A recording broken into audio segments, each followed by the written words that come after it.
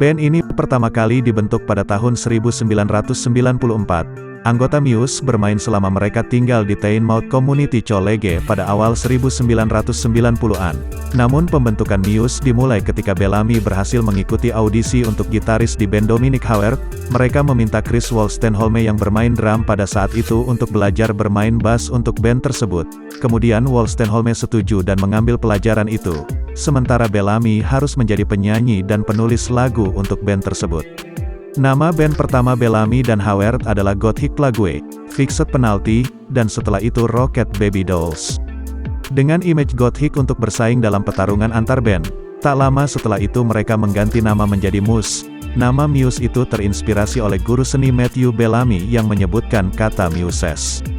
Bellamy kemudian mencarinya di kamus dan memutuskan untuk memendekkannya menjadi Muse. Ini juga digunakan karena pendek dan mereka merasa terlihat bagus di poster. Dan anggota band ini terdiri dari 3 orang, yaitu Matthew Bellamy, Chris Wolstenholme, dan Dominic Howard. Muse memiliki genre musik yang memadukan rock, rock progresif, musik klasik, dan elektronika. Setelah beberapa tahun membangun basis penggemar, Muse memainkan konser-konser pertama mereka di London dan Manchester. Band ini lalu bertemu dengan Dennis Smith, yaitu pemilik perusahaan rekaman bernama Sawmills yang bermarkas di Cornwall, Inggris. Pertemuan ini akhirnya dilanjutkan dengan rekaman resmi pertama Muse, yaitu EP berjudul Muse yang menggunakan label Sawmills Dangerous. Lalu EP kedua mereka yaitu Muscle Museum meraih peringkat ketiga pada tanggal lagu indie dan mendapat perhatian dari jurnalis musik Inggris yang berpengaruh seperti Steve Lamah serta majalah musik mingguan Inggris bernama NME. Dennis Mills lalu membantu membangun perusahaan musik Taste Media yang dibuat khusus untuk Muse. Ini merupakan hal yang sangat menguntungkan untuk Muse karena mereka dapat mempertahankan keunikan musik mereka pada awal karir mereka. Walaupun EP kedua mereka cukup sukses, banyak perusahaan rekaman Inggris tetap enggan mendukung Muse, dan banyak orang di industri musik menganggap musik Muse terlalu mirip dengan Radiohead sebagaimana halnya band-band baru asal Inggris lain saat itu. Namun perusahaan Amerika Serikat Maverick Records mempromosikan Muse untuk tampil beberapa kali di Amerika Serikat hingga akhirnya mengontrak mereka pada tanggal 24 Desember tahun 1998. Sepulangnya dari Amerika, Taste Media mendapatkan kontrak untuk Muse di perusahaan-perusahaan rekaman di Eropa dan Australia. John Leckie yang menjadi produser album untuk Radiohead, Stone Roses dan The Verve dijadikan produser album pertama Muse yang berjudul Showbiz. Peluncuran album ini diikuti dengan penampilan pendukung pada tur band Foo Fighters dan Red Hot Chili Pepper di Amerika Serikat. Pada tahun 1999 dan 2000 Muse bermain pada beberapa festival musik di Eropa dan Australia, dan mengumpulkan banyak penggemar baru di Eropa Barat. Album kedua mereka yaitu Origin of Symmetry dengan John Leckie sebagai produser berisikan musik yang lebih berat dan gelap, dengan suara bass yang dalam dan terdistorsi. Muse bereksperimen dengan alat-alat musik yang tidak biasa digunakan, seperti organ gereja, mellotron, dan peralatan drum tambahan. Muse lebih banyak mengandalkan suara tinggi Bellamy, dengan alunan arpeggio gitar dan permainan piano yang terdengar jelas yang terinspirasi dari gerakan romantisme khususnya musikus Rusia bernama Sergei Rachmaninov dan Tchaikovsky.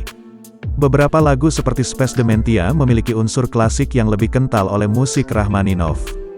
Bellamy juga menyatakan adanya pengaruh dari gitaris ternama yaitu Jimi Hendrix dan Tom Morello dalam melodi gitar pada beberapa lagu terakhir dalam album ini. Terdapat pula daur ulang dari lagu Feeling Good yang aslinya dibuat oleh Anthony Newley dan Leslie Bricusse dan dipopulerkan oleh Nina Simone.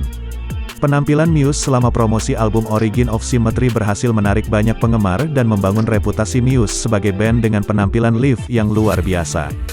Reputasi ini membawa Muse untuk merilis Hula Baloo Soundtrack, DVD yang berisi penampilan mereka di Les Zénith di Paris pada tahun 2001.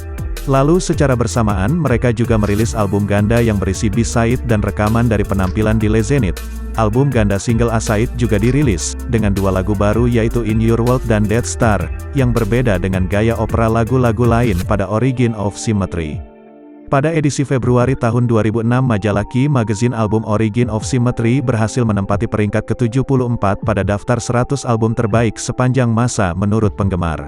Album ketiga mereka Absolution diluncurkan pada tahun 2003 dan debutnya nomor 1 di Inggris. Album ini menghasilkan single pertama yang memasuki 10 top hits mereka yaitu Time Is Running Out dan kemudian 20 top hits berjudul Hysteria, Sing for Absolution, dan Butterflies and Hurricanes. Muse kemudian melakukan tur internasional pertama mereka. Ini terus-menerus selama sekitar 1 tahun dan Muse mengunjungi Australia, Selandia Baru, Amerika Serikat, Kanada, dan Perancis. Sementara itu band ini merilis 6 single. Di Amerika Serikat dari tur 2004 mulai tidak menyenangkan karena Bellamy melukai dirinya sendiri di panggung selama pertunjukan pembukaan di Atlanta.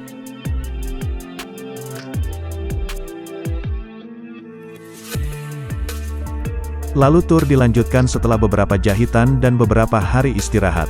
Tahun 2003 band menuntut Nestle yang menggunakan cover Nina Simone yaitu Feeling Good pada sebuah iklan untuk Nescafe tanpa izin band.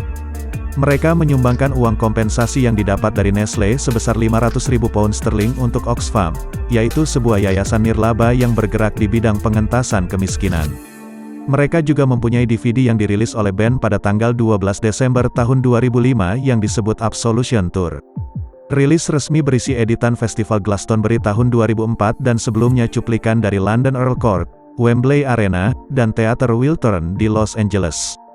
2 lagu yaitu Endlessly dan Thought of a Dying Atheist sebagai track tersembunyi pada DVD yang diambil dari Wembley Arena. Hanya lagu dari Absolution yang tidak muncul di DVD Live adalah Falling Away With You, yang belum pernah dilakukan live sampai saat ini, dan Absolution mendapatkan sertifikat emas di Amerika Serikat. Pada tahun 2006 Muse merilis album keempat mereka yaitu Black Holes and Revelations yang diproduksi oleh Muse dan Rich Costey.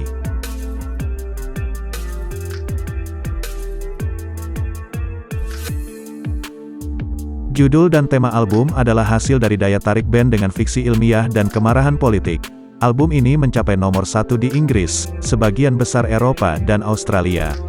Ini juga sukses di Amerika Serikat dan mencapai nomor 9 di chart album Billboard 200.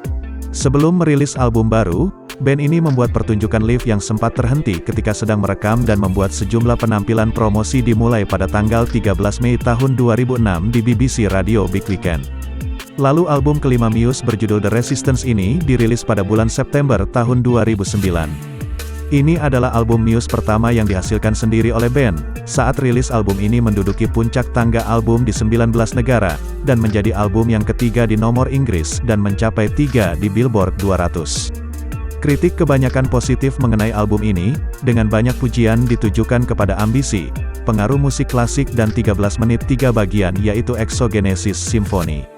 Ini juga mengalahkan album sebelumnya Black Holes and Revelations dalam penjualan album relatif dalam minggu debut di Inggris dengan sekitar 148.000 eksemplar terjual. Single pertama yaitu Uprising dirilis 7 hari sebelumnya dan telah memenangkan banyak penghargaan. Pada tahun 2010, Muse dalam sebuah jajak pendapat oleh majalah musik NME untuk daur ulang mereka dari lagu Nina Simone Feeling Good sebagai lagu daur ulang terbaik sepanjang masa. Lebih dari 15.000 orang memberikan suara, dan pada tanggal 12 September tahun 2010 Muse memenangkan MTV Video Music Award dalam kategori Best Special Effects untuk promo Uprising. Lalu pada tanggal 21 November Muse membawa pulang American Music Award untuk favorit artis di musik rock alternatif kategori dalam sebuah upacara di Teater Nokia di Los Angeles.